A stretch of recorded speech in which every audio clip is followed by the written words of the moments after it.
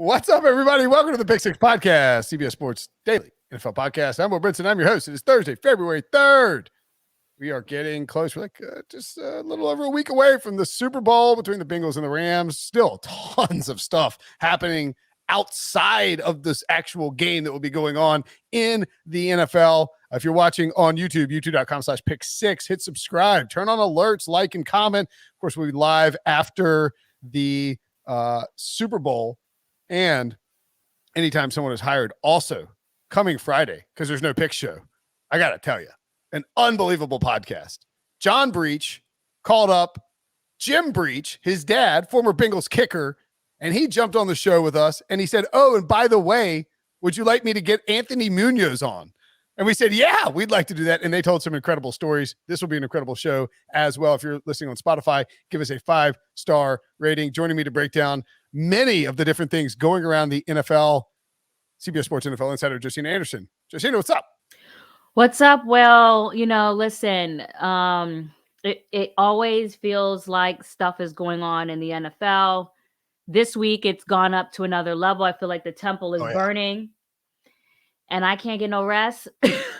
It's a week before a Super Bowl. And, the NFL's hair is on fire, literally. Brian Flores. Statements coming out everywhere. Tuesday, February 1st, the first day of Black History Month, which does not feel coincidental. Brian Flores filed a lawsuit, former Miami Dolphins coach, against the NFL, against the New York Giants, against the Miami Dolphins, and who else did he sue and name? The Giants, the Dolphins, the Broncos. The Broncos. Oh God, that's right. He basically said John Elway showed up drunk an hour late to the interview, and John Elway since issued a statement back about that. Anyway, and he also sued the other 29 NFL teams, but they're John Doe corporations, which learn something new. Always learn something new with the law. I'm curious, what was your reaction, and what's sort of been the reaction to that lawsuit from what you hear around the league?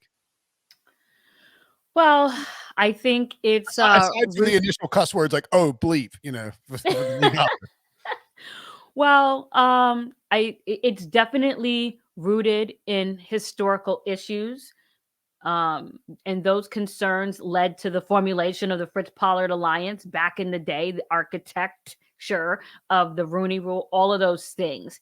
So that is why there's such a strong listing of multiple examples that kind of highlight that historically and, just concerns that we have in the media. I also think a lot of people are triggered around the league, with this coming out. It's bringing up a lot of, it's stirring up the water in the well. And that is, it's hurtful.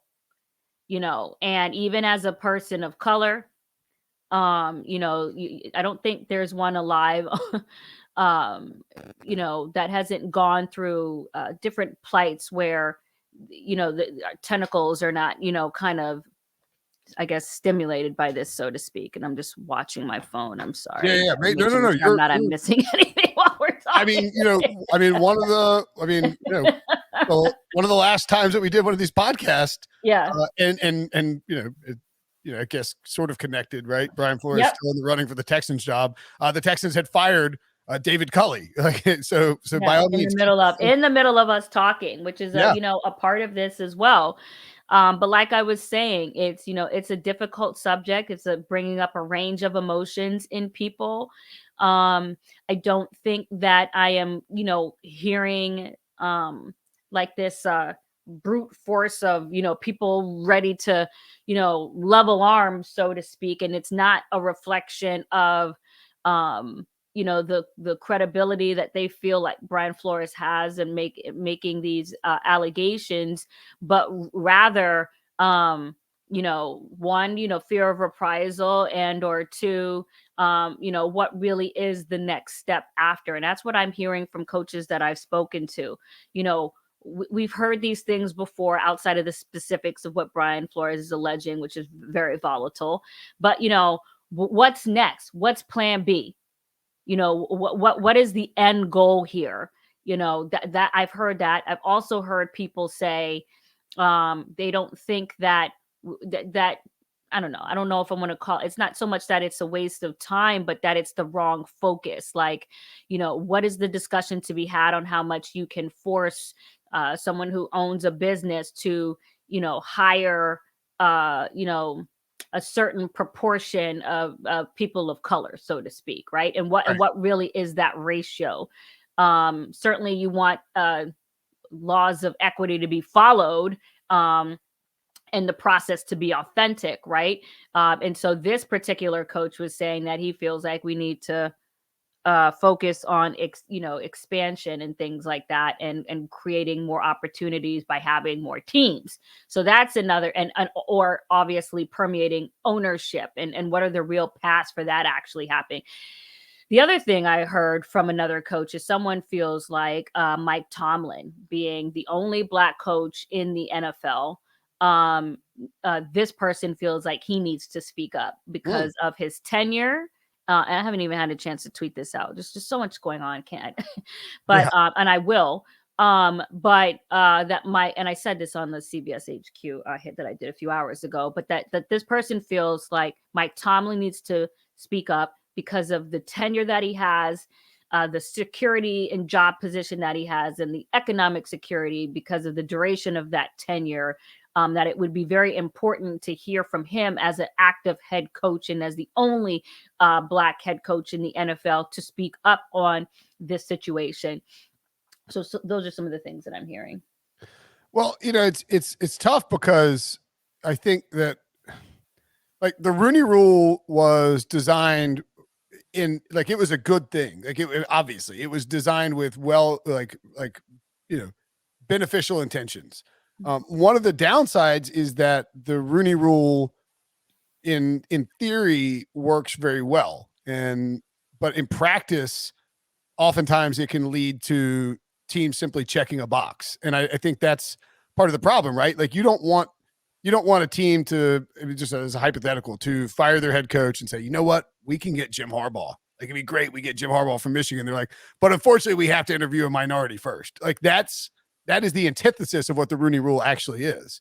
And okay, I don't know how you like, I think the NFL is probably struggling with this too. Is like, I don't know how you go about enacting change that is actually easily, that makes it in practice. Like, how do you enact change that creates the beneficial approach in practice from these NFL teams? And I think that's kind of hard to do. It would be hard to do for any business, right? So I think one is you have to go back to, all of the things that weren't happening that led to the formulation of the Fritz Pollard Alliance and the Rooney Rule. And while people have a big debate going on as far as the, effectiveness of the Rooney Rule, whether it should be in existence, I don't think what is up for debate is the intention of it, right? Which is to create more diversity in the hiring process, right? The other way to look at this is, because you're right. I mean, if an owner has in their mind that they want to interview a certain candidate or that they favor a certain candidate, how authentic are those subsequent interviews, right? So there's a couple ways to look at this. One, where would the process be without the Rooney Rule? So you have to think of the inverse of that, right? Where would it be without the Rooney Rule in terms of the amount of minority candidates that would be in front?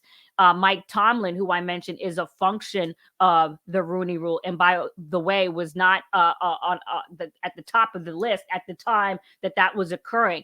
So there are examples and others that are an example of the Rooney Rule working.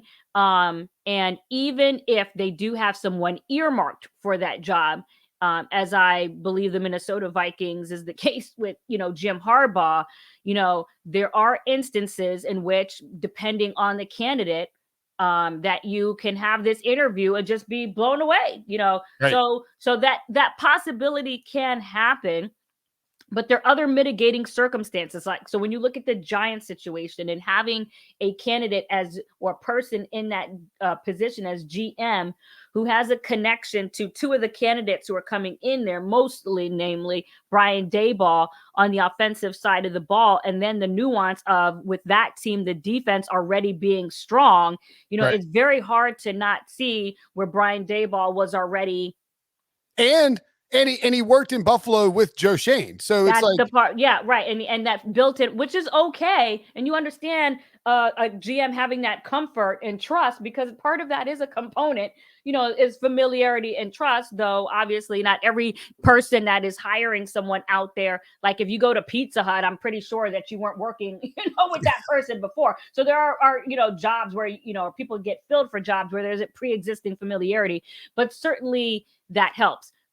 And I just want to carve out something really quickly that I thought was important with, even within that Giant situation, that I did find somewhat troublesome. And I didn't get an opportunity to really report on it because I was in the, or comment on it because I was in the air. So I felt like I could have broken that news, but I was in the air. Right. And the same thing with the Raiders, as I was on the field, literally at SoFi when that news came across, though I was hearing that at 6 a.m. that morning. But nonetheless, with the Giant situation, what I found to be disturbing, and I think we could literally pinpoint the time with regards to the tweets. So Leslie Frazier's job interview was scheduled at 9 a.m. So I'm going to assume that started at 9 a.m. or shortly thereafter. That's what I tweeted before. And maybe some, you know, we can look this up on the timeline or regardless. But at some point in the early afternoon, a tweet comes out, people reporting that Leslie Frazier's interview was done with the Giants. Right. Okay. My flight that same day was at 5:15 p.m. Okay. I had conversations that, you know, made me aware of, I'll just say, where Leslie Frazier's whereabouts were at that time. Just put it that way. Right. And my understanding is that Leslie Frazier, per my conversations, had just gotten back to Buffalo. Like literally, you know, just getting down. All right. Sure. And so as soon as I get in the air, and normally it takes a certain amount of time, Will, before you can get Wi-Fi service when you're 30,000 feet up. Okay. It wasn't even an hour later where I open up my laptop, and what do I see? According to this timeline, that Brian Daboll is named the head coach of the New York Giants. Right. Let's just think about this timeline. Even if that interview, let's just call it 12. And I don't have the exact tweet. I know it's out there. When people said that the Brian Daboll interview is over, let's call it 12. Right. And let's say it's 6. Let's call it 6:30, 6 o'clock.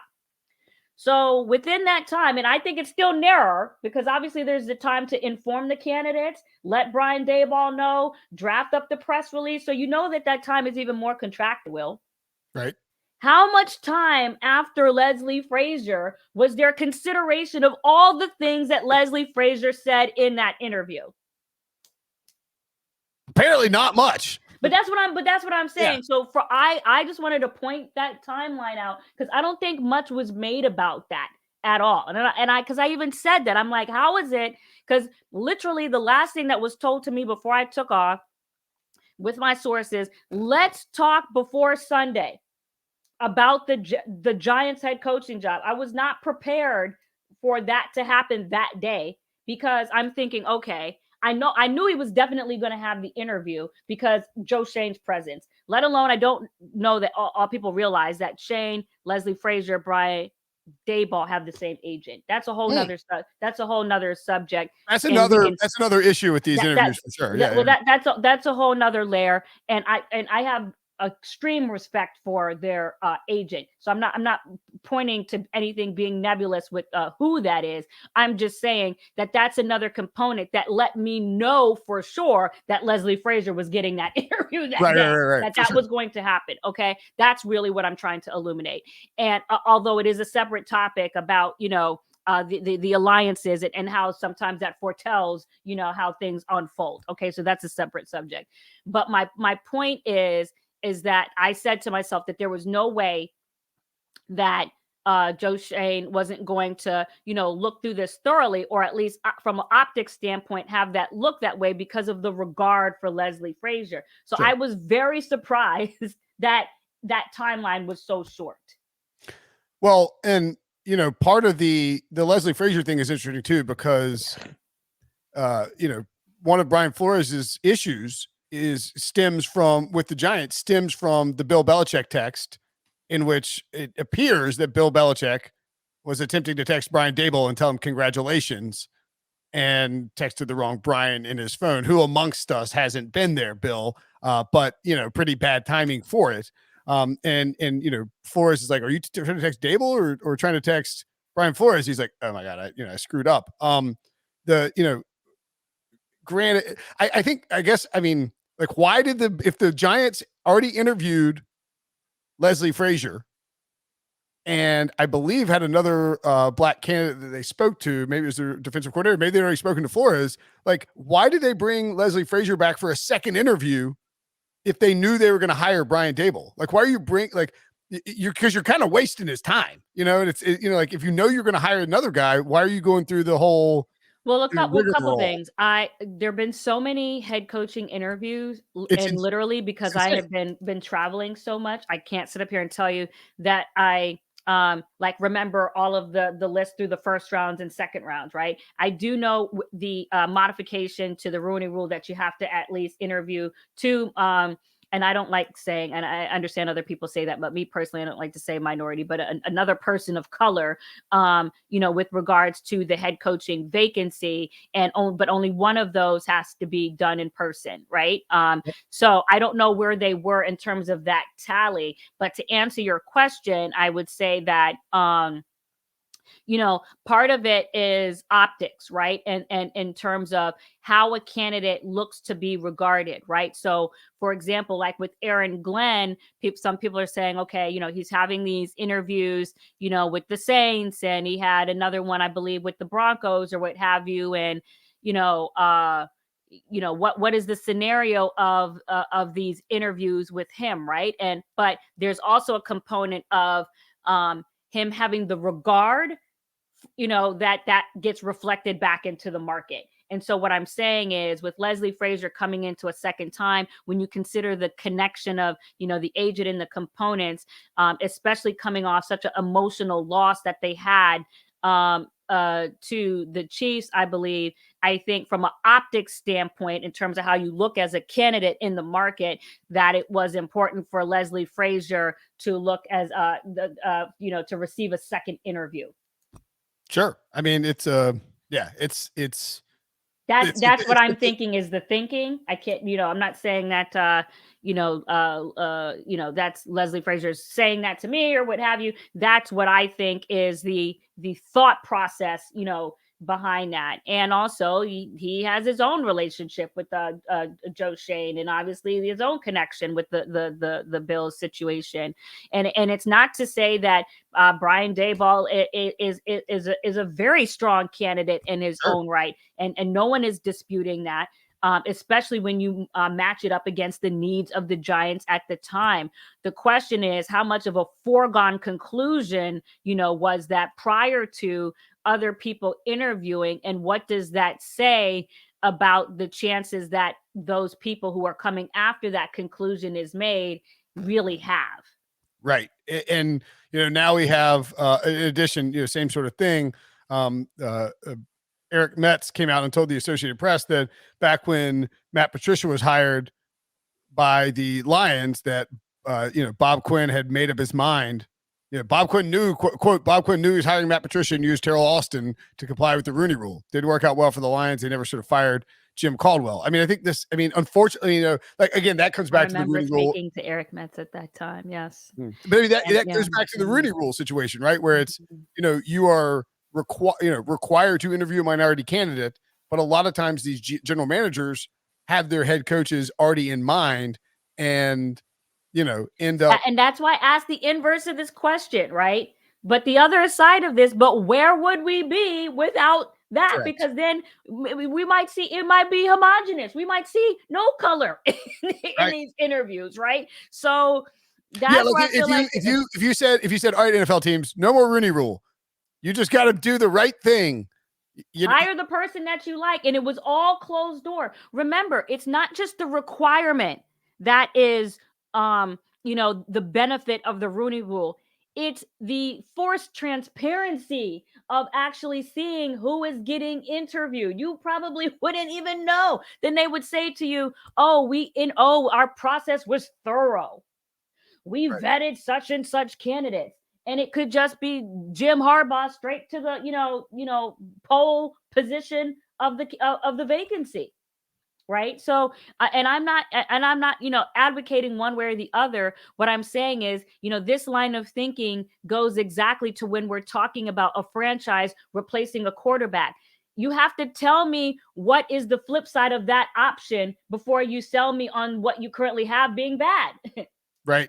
That's what I'm saying. Yeah. I mean, look, it's a complex issue. It's one we'll keep diving into. I don't want to, I don't want to move on too quickly from it, but I am curious. What do you think the fallout could be for the Dolphins specifically with the Brian Flores lawsuit? Because, I mean, I know that they're technically being sued for racial discrimination, but they hired him, so I don't think they're being sued for their hiring practices per se.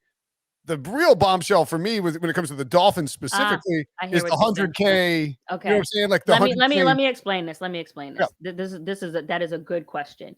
Okay. So just because other people of color exist in an organization doesn't mean that things can't happen within an organization that specifically impact or are unique to people of color. Okay. Yep. You're looking at one. Yeah. No, I mean, look, no. I'm not even talking about I'm just talking about even over the course of, my career, you know what I'm saying? Like or people of color in general. You don't have to work at a place, right, that is completely homogenous outside of your presence for there to be an existence of things that impact you as a person of color in that organization. So in other words, even though, and look, admittedly middle-aged white guy here, not I'm 40s. Fair. I don't anyway, to your point, the way, I guess, so Chris Greer is a black general manager. Mm-hmm. Just because Chris Greer is a black general manager and Brian Flores is a black head coach does not take away the idea that there is racially discriminating things occurring. Because here's the thing: when you go to work in any environment, people are professional, but don't necessarily check their biases at the door. Number one. Secondly, that doesn't mean that people aren't aware of narratives, right? And don't lean into those narratives to effectuate something that they want to happen within the workplace.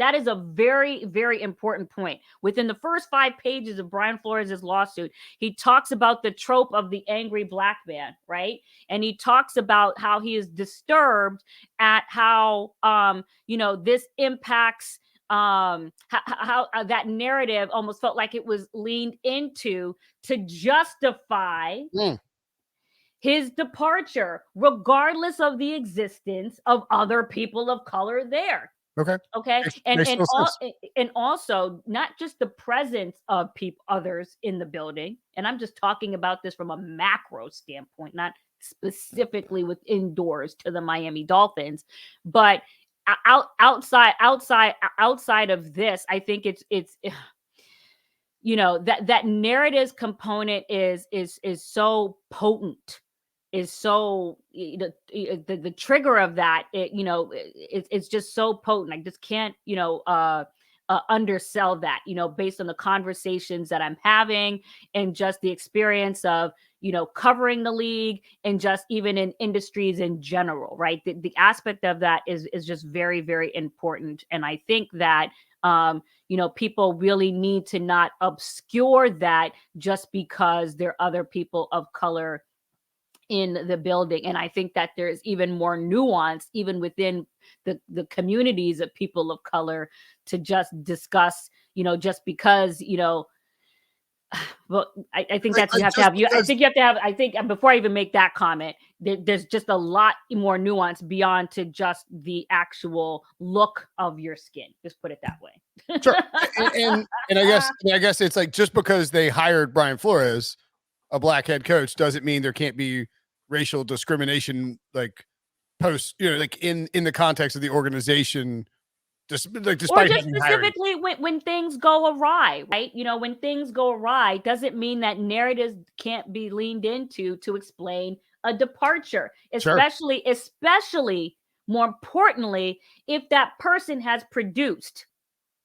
yeah, because I mean he And snubbed and and and, Belichick and and even for me, like I have to be careful, right? So sure, even when that person has produced, you have to come up with an explanation to justify that when there is known production. And so where is the common pivot to go, right? And the right, other thing I just want to make clear too, that I think is a common construct or move or mechanism too, is just because, and this is something, and we'll see what happens, because I think there's will still 4 jobs still remaining yep, with the jobs that are open, that, and this is a very important point, because we very well could be talking about this within the next 48 hours of me talking to you here, or with regards to any other position. So we'll see. We'll see. I don't know. Jim Caldwell, Jacksonville, Flores, Texans, whatever we'll see. We'll see what happens. yep, Okay. But the point is that just because there is a routine pivot move at times in corporations, not specific to the ones that I mentioned, to replace a person of color in a vacancy where it was occupied by a person of color. I'm bringing out the church fans on myself. Okay. Just because that is the case does not take away, mitigate, or reduce the existence of those concerns beforehand. That fair is a enough. very important point. I mean, and that could be, let me tell you, depending on how things go, because people are going to be talking about, let's say if Brian Flores gets hired by the Houston Texans or whatever, people are like, this is going to be the conversation. What should be the authenticity of his lawsuit now? I'm telling you, that's going to be the centerpiece of the conversation if that happens. Does that take away from his claims? Well, I'm no, telling you. not yeah. I mean, like if he was yeah, no. I mean, No, but with him specifically, since he right now is the only plaintiff in that lawsuit, and if he gets a job as a head coach, there are people who are going to be vociferously saying and vehemently saying that completely undermines his case. that is and yeah, that is correct. There will be people who say that, and there will be lawyers who say that in order to try and get the case dismissed, or try and get the curry legal favor with the judge, which doesn't sound like a legal thing, but you know what I'm trying to say. Like, to beef up their case, they're going to try. But even with saying that, I think it's really important to say, Will, and on the podcast, and I'm getting ready to even address this even after this, is that I think it's very important to insert that Brian Flores is still in strong consideration for the Houston Texans job. That is the headline. Even after filing this lawsuit, he's still and not by lip service. Because let me tell you, I wouldn't repeat that as a report. One, as an insider who's been covering the league for 20 years. And then even 2, as an insider who is a person of color. Trust me, if I didn't think he was a strong candidate, I'll just tell you he's not. Well, it makes sense that he's a strong candidate, because he's one, a good head coach, because we saw it work in Miami, and then 2, Nick Caserio and Brian Flores have a strong relationship, so it does make sense. I mean, certainly, I would think that. I mean, how does it play out where, if you're the Saints or you're the Texans, you're like, all right, we're going to hire the guy who's suing us, technically as a John Doe franchise. I mean, that's a little tricky from that perspective, right? Because Flores has told them, I'm going to continue on with this lawsuit even if I'm hired. So again, when it comes to, I can't speak for the Saints. When it comes to the Houston Texans, and the reason why I'm saying this so strongly is because I know the language, and the tone of how it came to me. I listen, and there's a word called discernment, right? Where if you feel what you're being told rather, is authentic. And I was told a no unequivocal terms, right? That absolutely, and not only is he a strong candidate, but I don't hear the concern over the presence of the lawsuit being a concern, at least with regards to the sources that I was talking to, that I can feel like I can say it with that strength. You know what I mean? And now, does it mean that there aren't multiple voices in this decision? But I can say that exists, within is a part of that framework of thinking. Okay, that's good to know. All right, let's take a quick break. Let's crank the. Can I get some Beyonce fan? I'm just okay. Let's get Josina a fresh coach fan, and we'll take a break. And when we come back, we will look at some of the other head coach openings. Mm-hmm. Okay, so we mentioned the Texans. Is it coming down to Brian Flores and Josh McCown? Because, man, that is, you talk about the narrative and you talk about the online discussion. If the Texans pick Josh McCown, who I think is probably going to be a really good coach at some point, but doesn't have any coaching experience above the high school level, I don't believe. If they pick him, the white former quarterback with no coaching experience above the high school level, over, who also currently doesn't have a title as a coach with the Texans.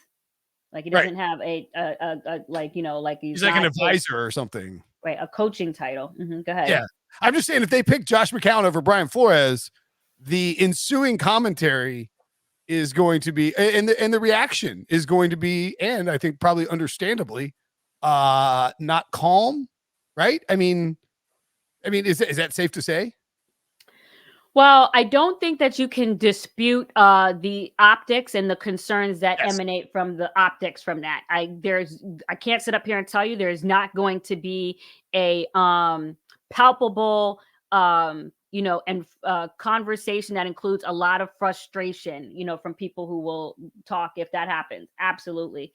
I covered Josh McCown and spent, a time, covering the Bears in Chicago.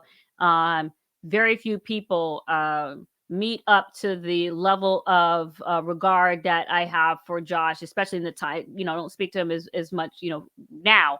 But what I'm saying is, even at the time that I was covering him, there's probably not a person that I had, higher regard for, even at the time. Okay. So right. Josh McCown is a great, great person.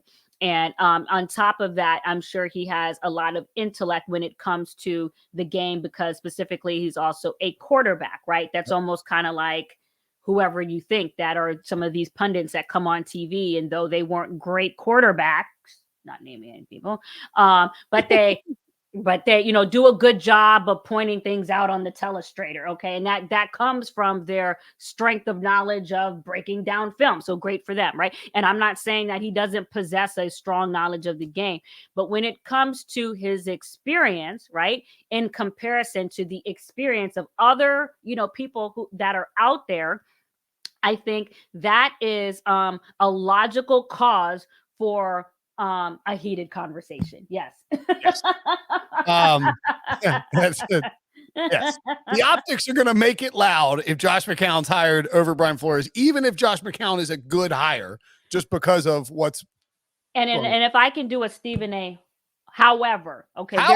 However, there are a couple things that I think are important, with regards to the Texans process. And I reported this on Twitter. And again, we'll, continue to, talk about this even after this, is that, part of their process over the last 48 hours per sources is, going through and vetting the staffing plans of each of these candidates and vetting that out. Okay. So the viability, the availability, the fit of those components of this, what these candidates are telling you are the people that they would like on their staffs.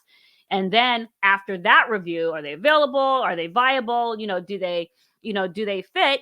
Is, what is the feeling of those things? So that is, I can't tell you, that is a very strong component with regards to this, I believe. Sure. In addition to, just how the owner feels about, like, let's say someone like Flores and his, his Patriots lineage and all those other things, and the pervasive, how much of that lineage is present and all those things, and the comfort level with all of that. So all of those things have to come in place.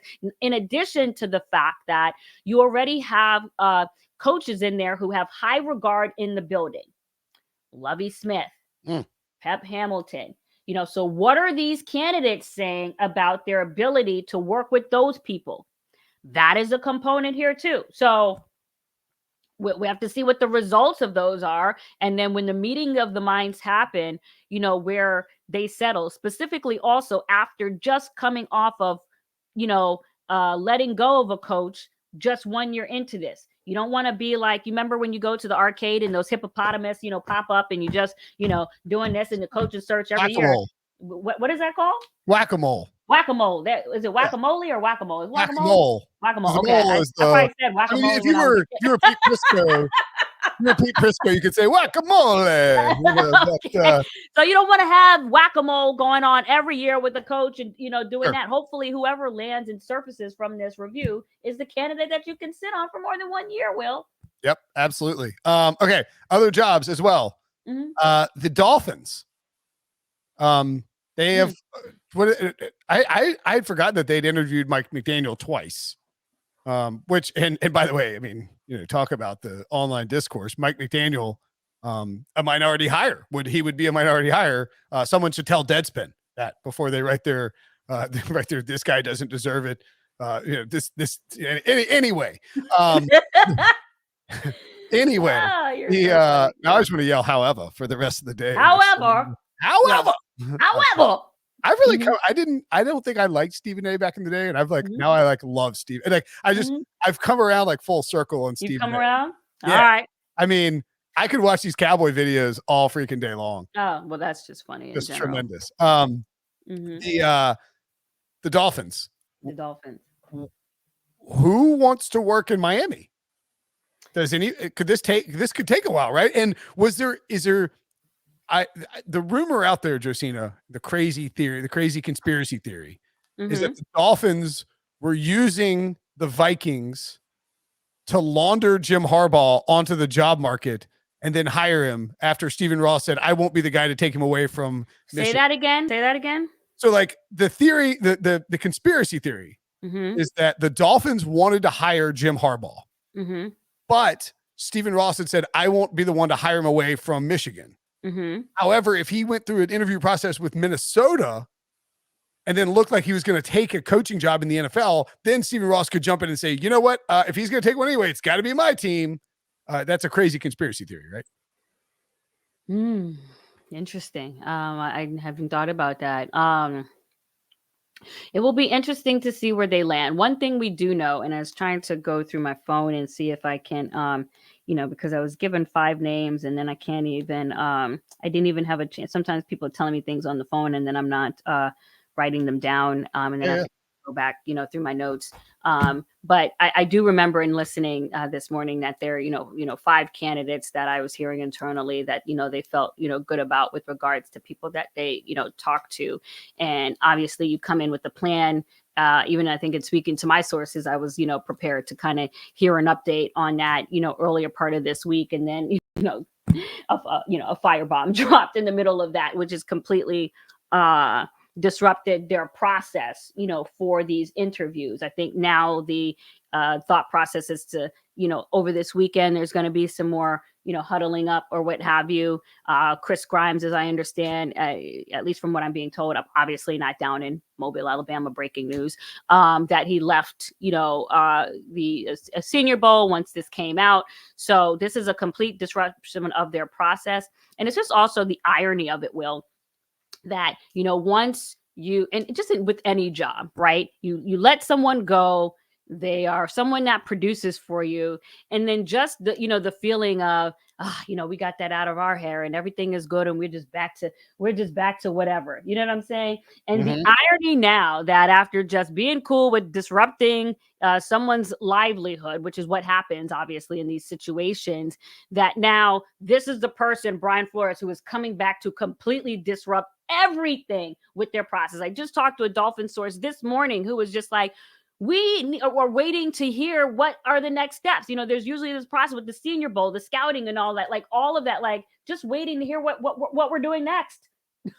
Right. For sure. Down. What about the Saints? I think it will take, some definitely some more time, right? Yeah. And also, the whole thing with the Brian Flores stuff. Probably not helping matters with the Dolphins head coaching search. Well, or last point is, who among these coaches that I was just hearing, I'm sorry I don't have the list here in front of me, that who among those still want the job? That's what I'm saying. Like everything that's about to go on. So whereas you probably were prepared to do that by the end of this weekend, you got to check back in with these candidates and be like, whoa, is Stephen Ross even going to still be the owner? Who's coming in? What happened? Are you losing draft picks? What's going on? Well, yeah, I mean, you heard Mike McDaniel, in an interview with Matt Mayako of the of NBC Bay Area, talked about how growing up in a diverse childhood home, football. He pointed out that part of his background and helped him get into football because it was like the great equalizer and all. And it's very important to him. And so you wonder, would somebody with that type of background want to, go work for Stephen Ross while he's being sued for racial discrimination practices? If I were a candidate for the Miami Dolphins, I would definitely have reservations about taking that job now versus how I would have felt maybe a week ago. What about this? Oh, sorry. What are the Saints? Are they just? It seems like it's just gonna be Dennis Allen on an internal hire, but maybe I'm wrong. Well, I mean, I don't even know if Byron Leftwich has interviewed for that job yet. Has he? I know his name was connected to it, but has he actually interviewed? I don't know. I know Aaron Glenn has. Obviously, Dennis Allen is still an internal candidate. Like I said, I've been milling around back and forth around this country. I haven't heard from anybody, that anyone else is, being interviewed for. Obviously, with the components that you have, that's a, coveted job, though, the cap situation is less desirable. You do have Jameis Winston. I believe is Jameis Winston. Jameis Winston's on a 1 year deal. Yeah, 1 year deal. So what is the quarterback situation? But Mickey Loomis is a what's the word? A magician when it comes to the cap. So it's not like that aspect is gone because Sean Payton is not there. So you would think Dennis Allen is in the 10th pole position, though. I remember when I spoke to Demario Davis on my show maybe a week and a half ago or so. I like the fact that he was showing respect to Allen being there, but also, trying to be fair to the process in terms of just vocalizing that this is an open process. So we're not just going to, just do this wholehearted, like Allen or bust, you know what I mean? Right. So I do appreciate that. Yeah. And I mean, look, it's their first time doing a coaching search since like 2006. So, things have changed since things have changed. But was in the Super Bowl the last time they're doing a coaching search, right? But even regardless, with all of these coaching searches that we have talked about, the fact still remains that there is one a black head coach in the football league, and it remains to be seen with the countdown clock on these vacancies if it's going to stay that way when it's concluded. Though you do have Ron Rivera with the Commanders. The Commanders, that's right. Got a stupid new name. And you have Robert with the Jets. Yes, Robert Saleh with the Jets. Mm-hmm. The one job that I thought, through all of this, it's like, if the Jacksonville nobody likes Jacksonville and the Jaguars. Byron Leftwich, one, would be a black head coach that would, like hiring a black head coach right now will, I'm not saying you do it for the positive response, but it would be, you would receive platitudes for hiring Byron Leftwich, not just because he's another black head coach, but also because he's a former player for the franchise and the guy he wants to work with, shout out NC State, Adrian Wilson, would be a black GM that you're hiring as well. And you're somehow, Jacksonville, going to let Trent Baalke stand in the way of that dual hire, which regardless of skin color would be really smart. And I don't know. It's kind of frustrating. I'm surprised that they wouldn't just So, the curb and do that.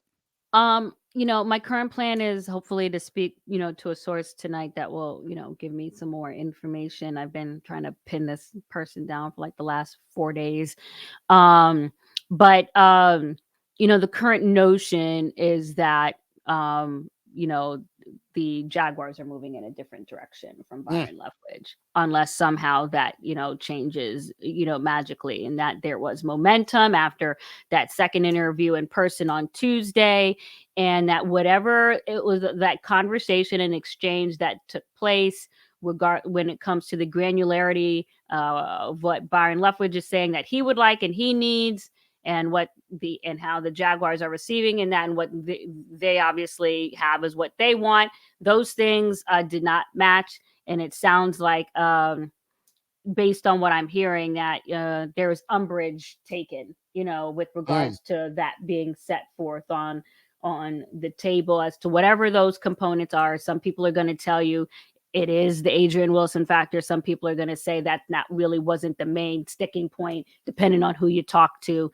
I was not in that room, obviously, at the time. But regardless, I think that there is a pretty strong feeling that whatever the result of that conversation, umbrage was taken. And that has resulted in them, the Jaguars, turning away from Byron Leftwich at this time, at least per what people are telling me, and the conversations that are going about with regards to that. Mm-hmm. Well, that is a shame for the Jaguars because they could have had a slam dunk combo, and yet, I mean, maybe, like I said, I'm very interested to hear what the situation is with Jim Caldwell, and the Jaguars. Sounds like there's an affinity, maybe for Vic Fangio, potentially as a defensive coordinator. Daryl Bevel is still, obviously interim head coach, and still advocating as for his own candidacy. I haven't really gotten to read up on the Doug Peterson, component. I did see some tweets coming out recently. I haven't been able to flush all of that out, but that's what I know at this time. Mm-hmm. All right, I love it. Great inside information. Any go get you a church fan and a couple things. I do want to get lobster tacos. I do need to get my outfits together for Super Bowl. Brinson, we don't show up half-stepping at big events. You know what I'm saying? Right. I wanted to wear a hoodie and joggers for our HQ show, and I was told no. You will be wearing a really? That's what they told you? Yeah. Okay. I was like, can we please? Well, the last time we did a podcast, you did have a knit cap on. Yeah, that's right. Indoors, which I was asking you how that goes over with your wife. I was just curious. No judgment. Just curious. That's like that's way down on the list of things that annoys my wife about me. It's a At least you acknowledge that there's a list. Oh, there's a list. There's a list. And that's outside of the honey-do list. Okay. This is not a to-do list. A separate list. Yeah, and we were told on our conference call too, it's gonna be like freezing up on the rooftop where we're on a helipad where we're doing our. It's gonna be freezing. Oh yeah, because I missed that call. I was traveling back. They said they were like prepared. They were like Long Johns would be fine. I was like, what? We're going to Los Angeles. What are you talking about? Long John. Oh, thank you for saying that because I absolutely need to look at weather.com. Yeah. Check. It looks like it's going to be like a little bit warmer, like high 60s, low 70s. Yeah. It's cold as hell in North Carolina right now. But I would. You're talking about cold, relatively speaking. Yeah, but I also think that because because it's on like a rooftop, that it may be colder. Oh, and we're near water. Yeah, ask. I would ask somebody. I'm going to ask somebody too, but like I would inquire about it, Josina, because Lord, here I am. Long Johns was bandied about, and that got me a little nervous. Well, good heads up by you, so I don't come out there in my cool outs. Glad I could bring a little information to the podcast. Personally, as always, Josina, excellent stuff. Deliver the most important notes. Yes. Hey, we'll see you out in LA. We will see you. Bye, guys. All right, sounds good. See ya. Bye.